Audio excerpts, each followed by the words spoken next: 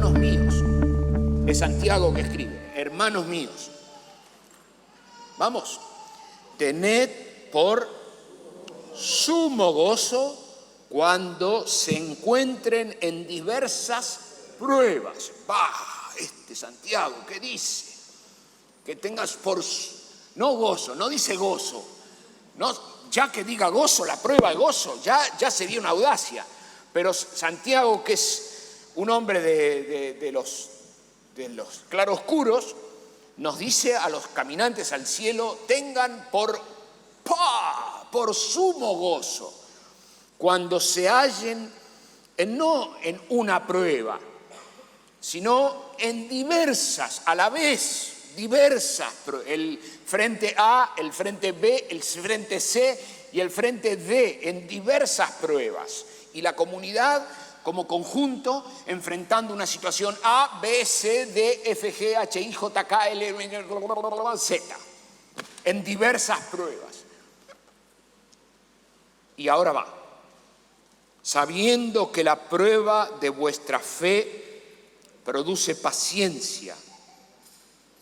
Bueno, quiero ayudar, voy a leer nada más este texto, es una introducción, pero como estoy frente a lectores de la Escritura, es lindo que nos encontremos con que Santiago le dice a una persona que está ahí leyéndolo y le dice que tengas por tope de gozo cuando estés enfrentando diversas pruebas. Y cuando empieza a hablar acerca de las pruebas, ya no habla más de la persona, sino que se dirige a la fe. Mire cómo dice, sabiendo que la prueba, no dice que tu prueba, sino dice la prueba de tu fe. O sea, lo que está siendo probado no es Carlito, Susana o Margarita, sino que es la fe de Carlito, de Susana y de Margarita, la que está siendo ejercitada.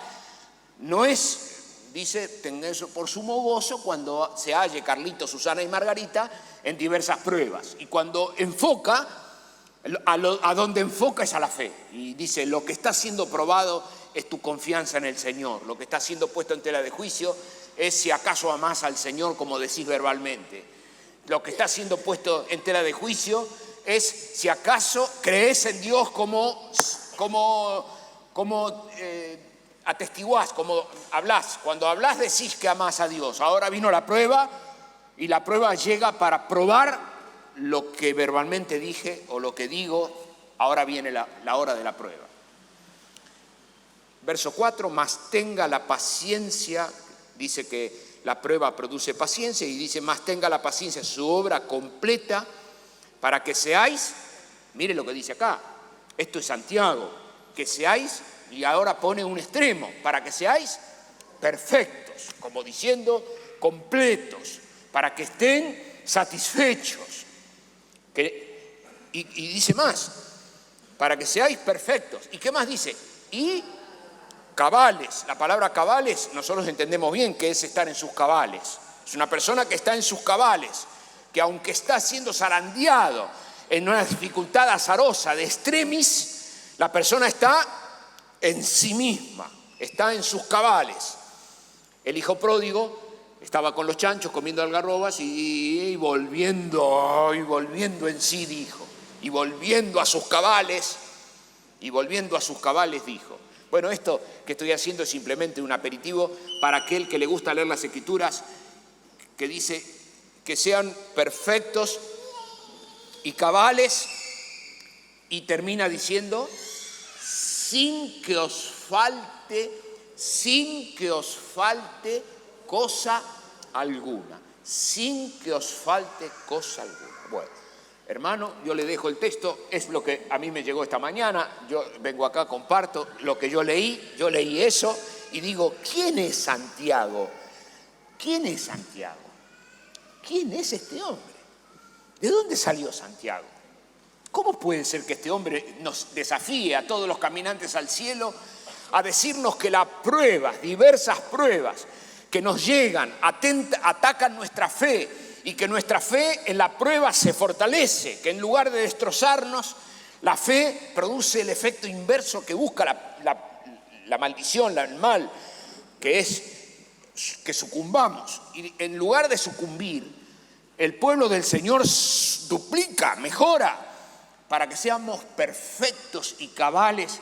Y encima dice, para que no nos falte nada, que justamente el día de la prueba lo que nos pasa es que empezamos a sentir todo lo que nos falta y empezamos a hacer un pormenorizado inventario de lo que no tenemos y de las amenazas que tenemos para el futuro y de lo que posiblemente perdamos y lo que eventualmente nos va a pasar feo. Y acá el apóstol Santiago nos dice, no, para que sean en sí satisfechos y que no les falte nada. Una maravilla extraordinaria que Dios ha regalado a su pueblo.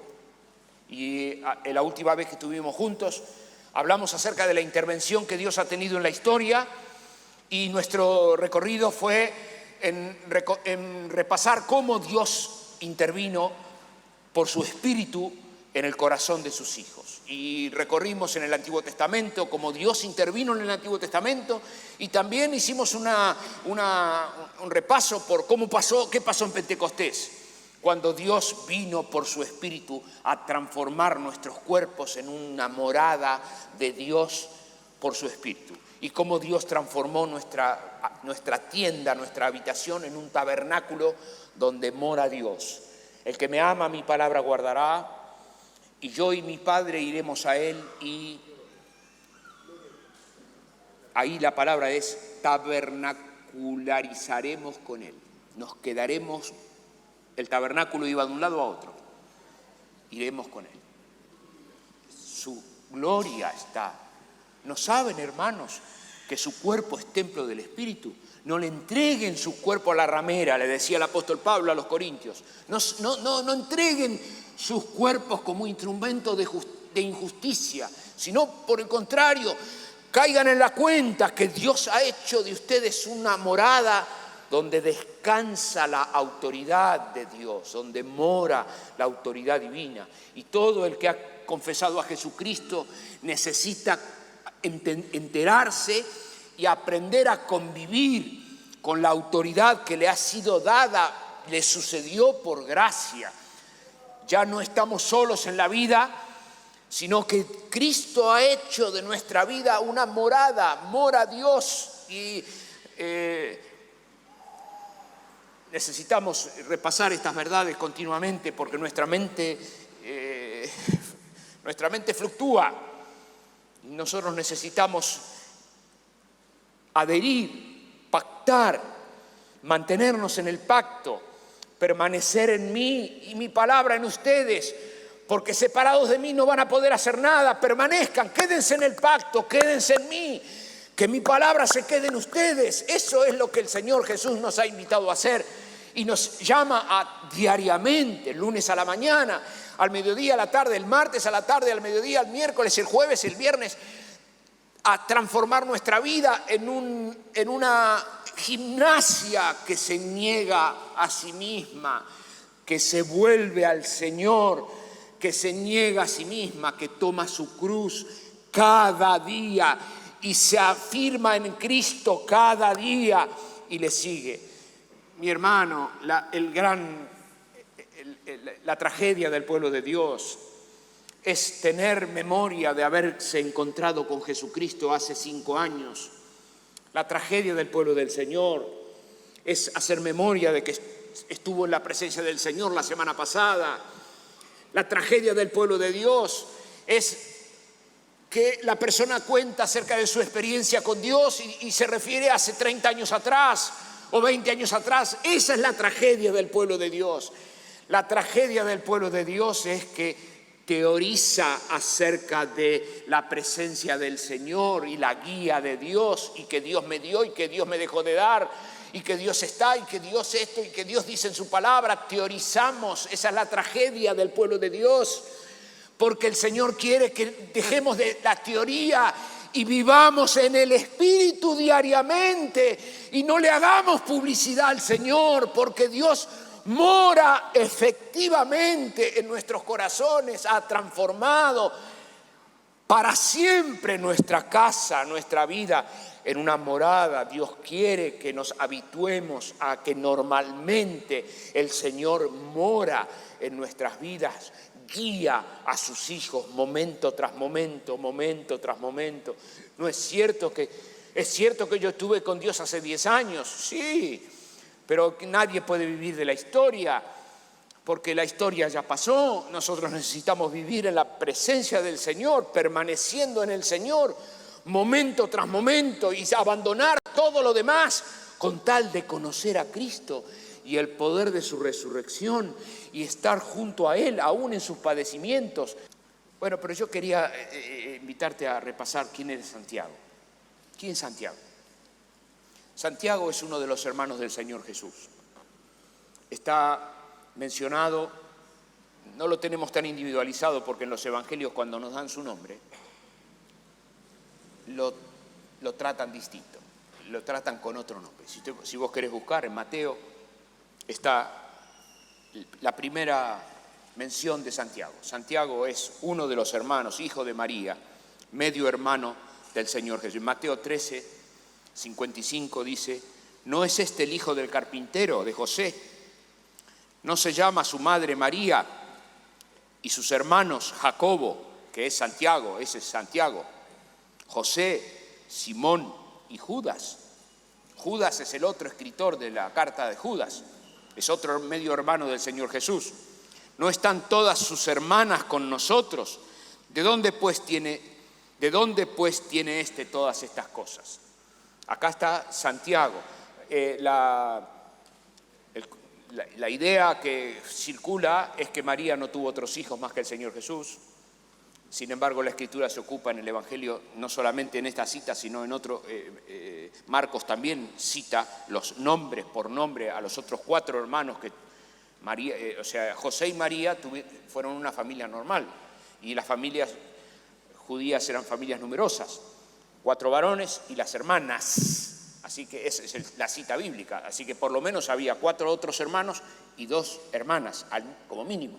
Pudo haber 2, 3, 4, 5 hermanas, no se sabe, no hay cuánto, no hay cita de las hermanas. Pero sí, ya tenemos 4 varones y 2 mujeres, y el Señor Jesús, José y María tenían 7 hijos. 7 hijos. De modo que el Señor Jesús, el papá carpintero, Santiago, el Señor Jesús era el primogénito. Era el primogénito, porque dio a luz su hijo primogénito. De modo que el mayor era el Señor Jesús.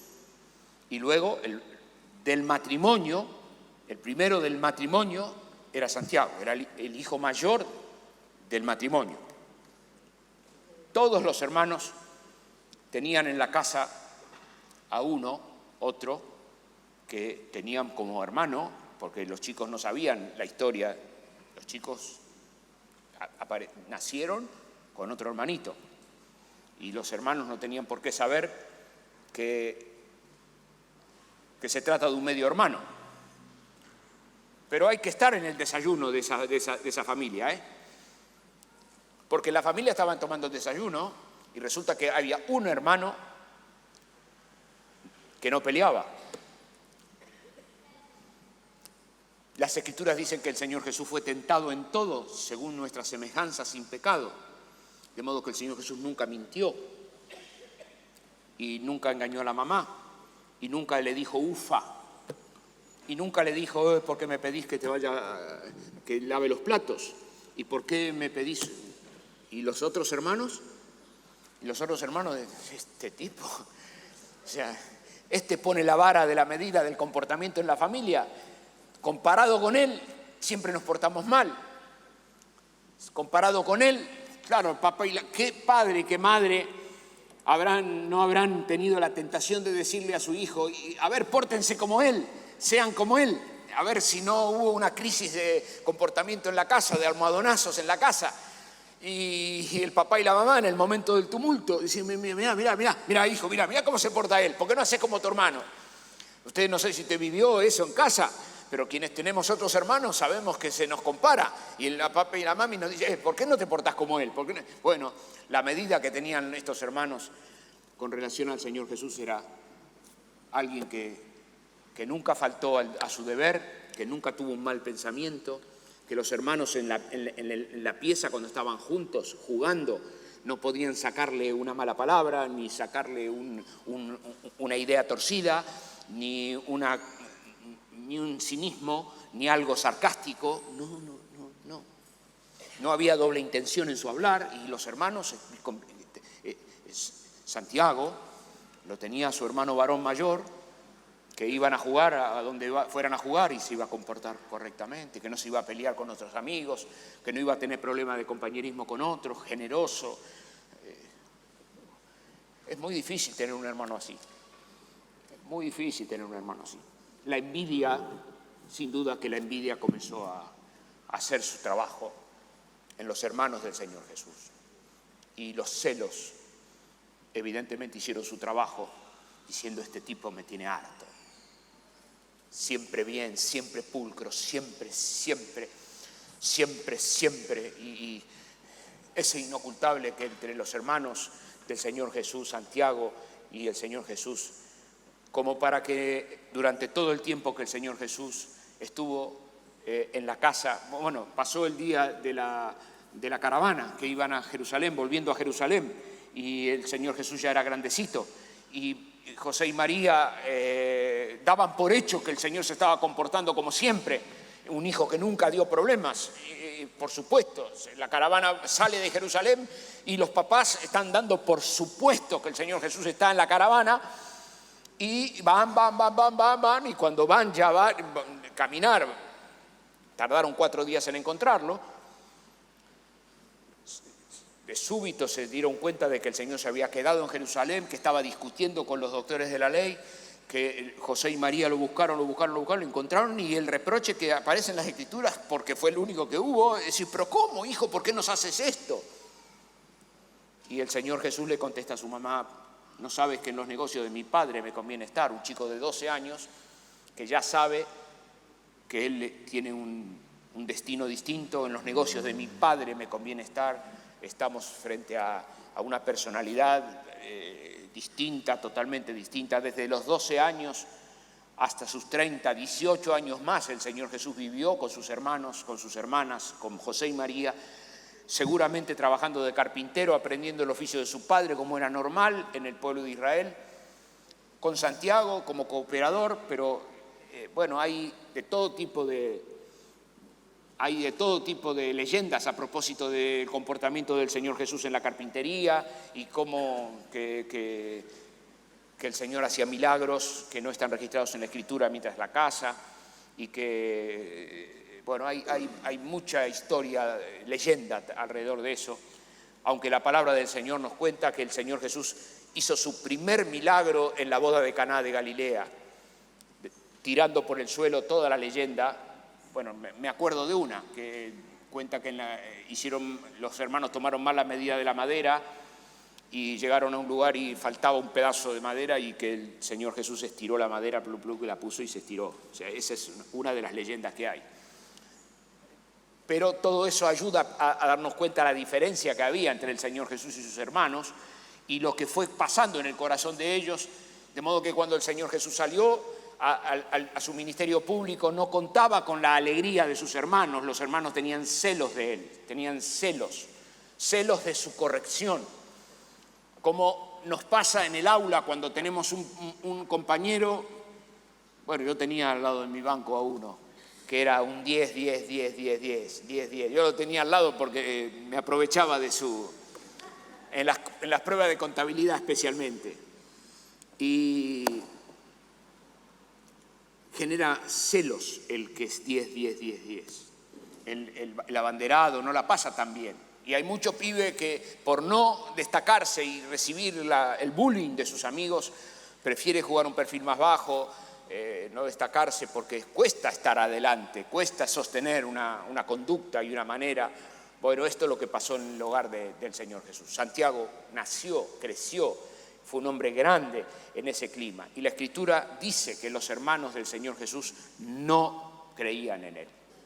Cuando estaban en la crucifixión del Señor, el Señor Jesús, viendo que los hermanos de él, o sea, la desprotección de la mamá,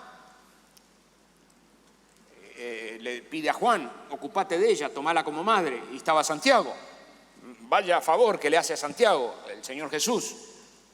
El cuadro de situación de la casa es evidente que no era de todo, o sea, la tensión que había con el Señor Jesús era grande y los hermanos estaban lejos de adherir, de aceptar, de entender que el Señor Jesús era el Cristo, y al extremo de que el Señor Jesús le delega el cuidado de la mamá al apóstol Juan y le dice, ocupate de ella, tomala como tu madre. No me parece que eso le pueda haber causado mucha gracia a Santiago, que era el que naturalmente pasaba a ser el primogénito cuando el Señor Jesús fue crucificado, pero es lo que pasó. Cuando la historia cambia mucho, cuando el día de Pentecostés, las Escrituras cuentan que Santiago estaba entre los 120 que estuvieron en el aposento alto.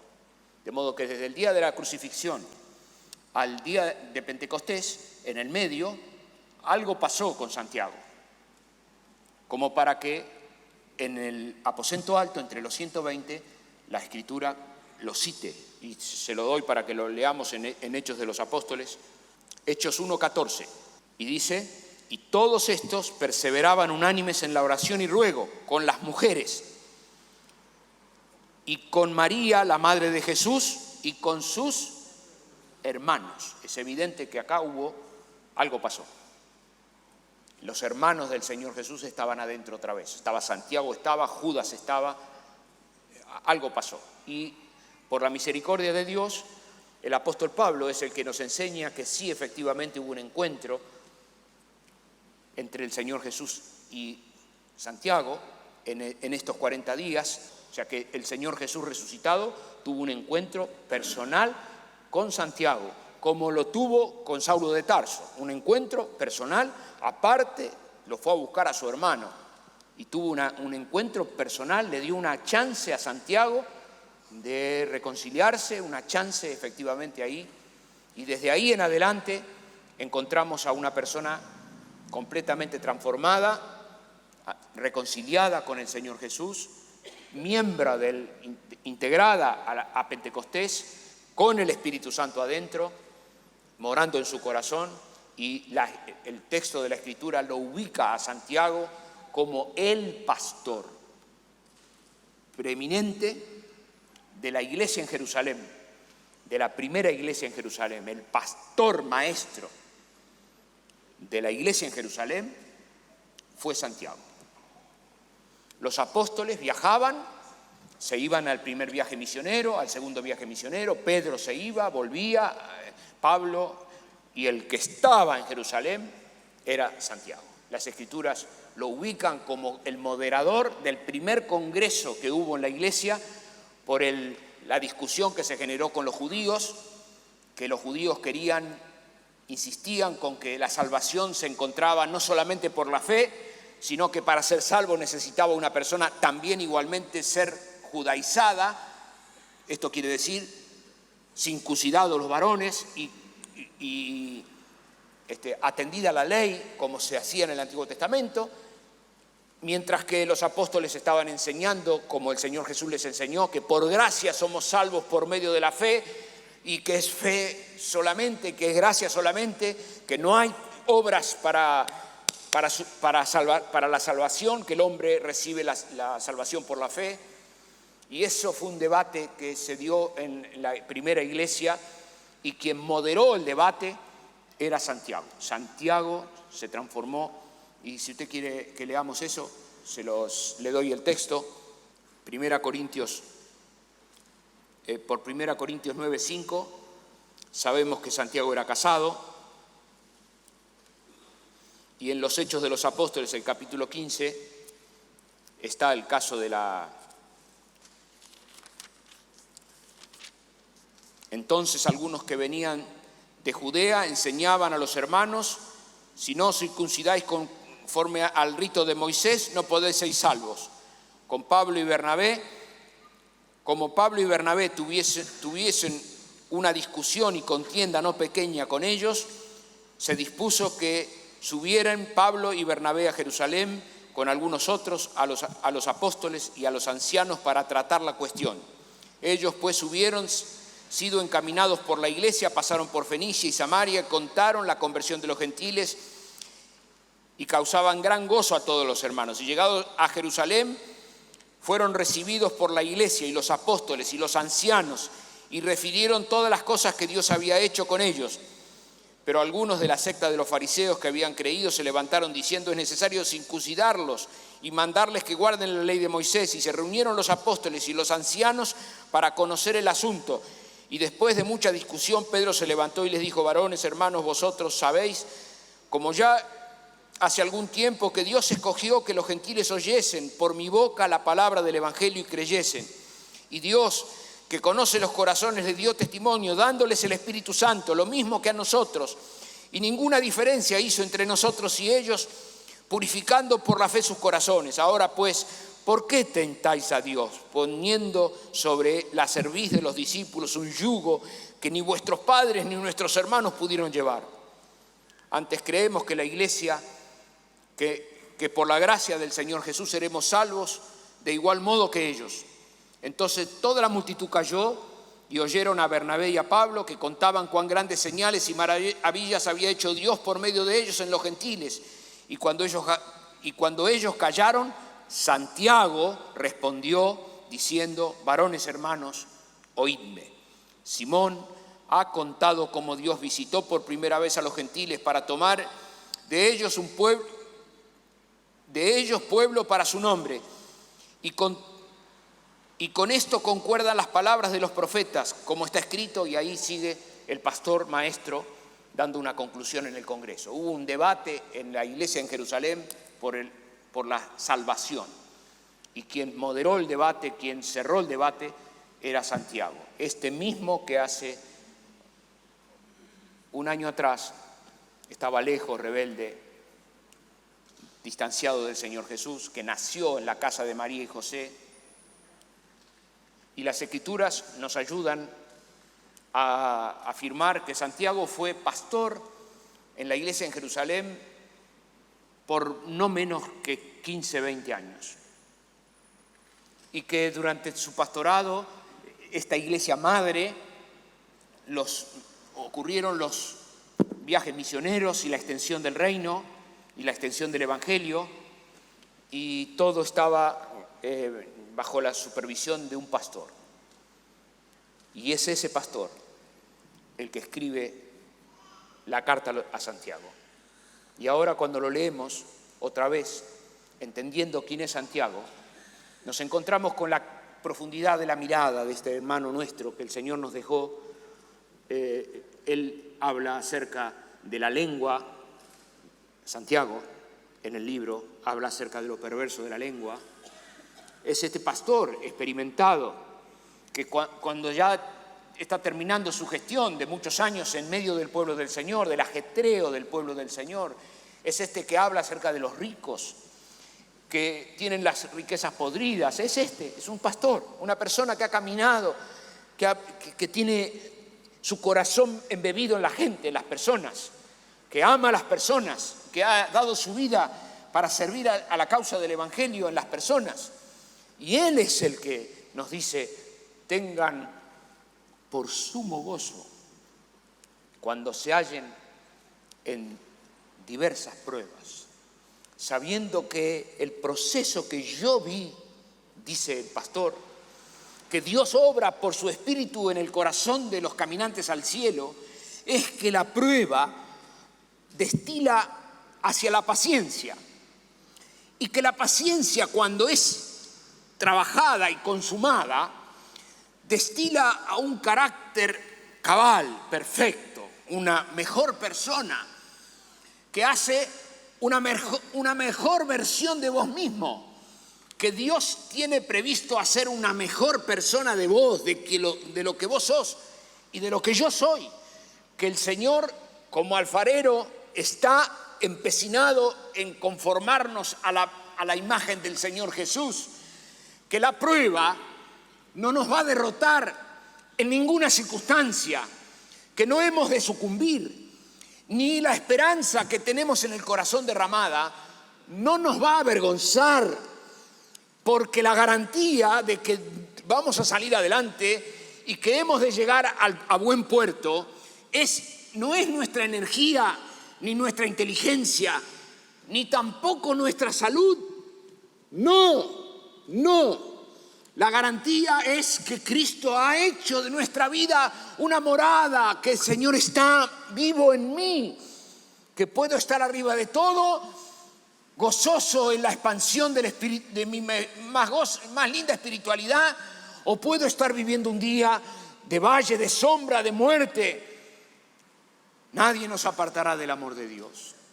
Y el apóstol Santiago te ayuda a vos y me ayuda a mí a tener una perspectiva correcta, adecuada, de por qué, para qué Dios permite, cuál es el plan, por qué pasan las cosas, para qué pasan las cosas, cuál es el propósito que Dios tiene, que pudiendo autoelevarnos a todos y salvarnos para su casa, para su causa y para la eternidad, y arrebatarnos ya a estar con Él en el cielo.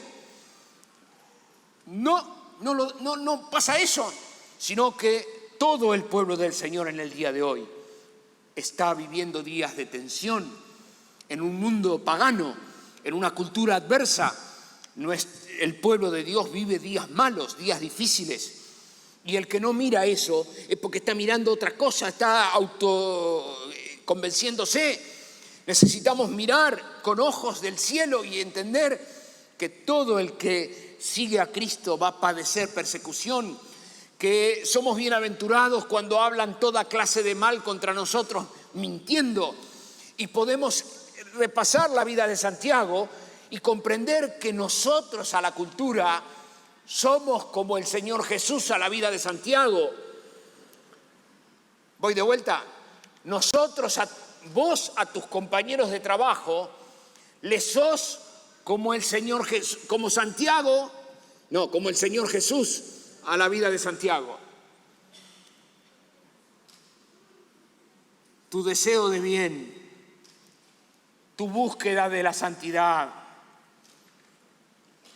tu amor al Señor, tu ausencia de rencor, tu inclinación a perdonar, tu llamado a renovar tu espiritualidad en la presencia del Señor, tu obediencia a la hora de humillarte bajo la poderosa mano de Dios, sabiendo que Él te va a exaltar cuando llegue el momento.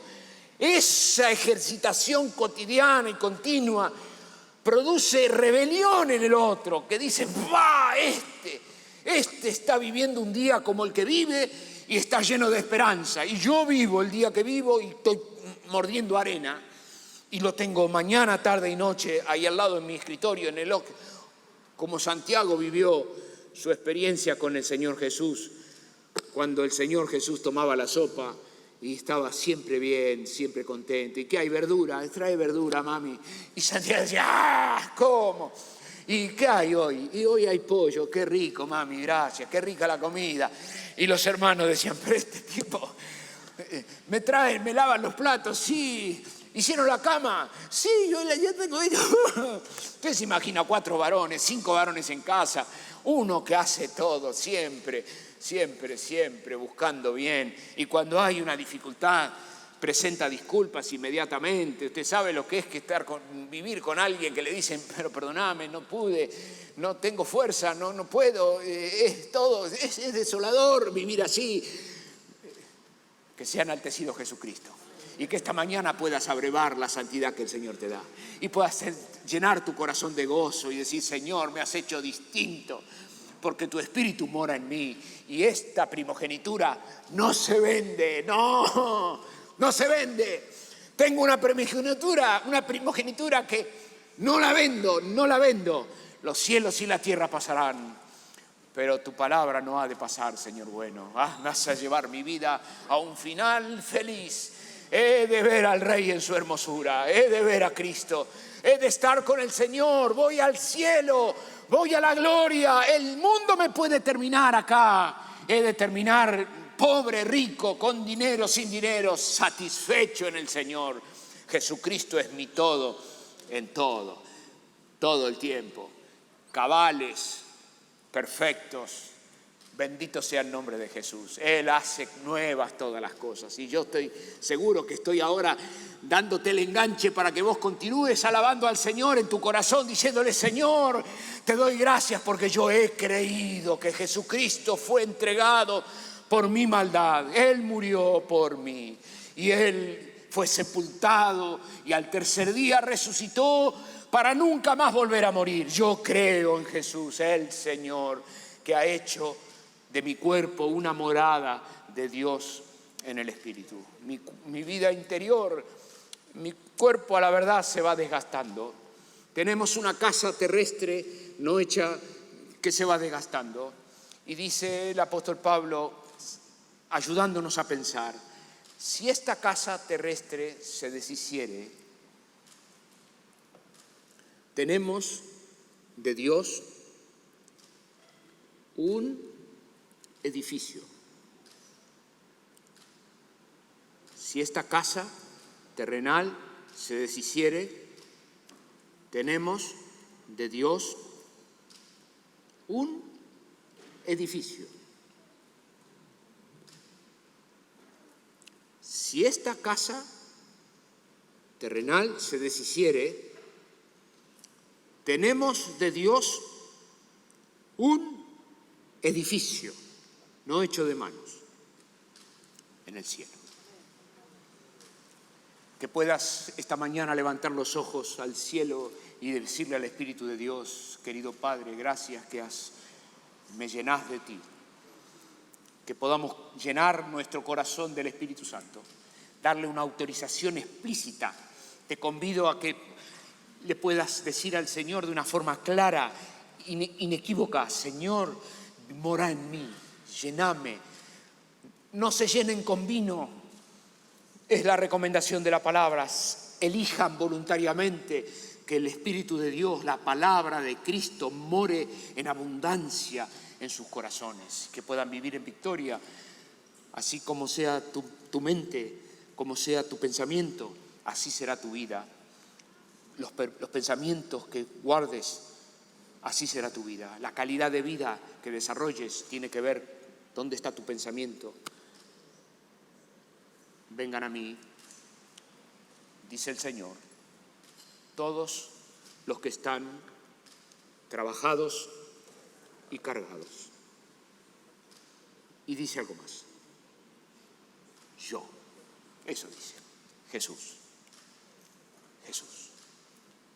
Jesús dice: yo les voy a hacer descansar.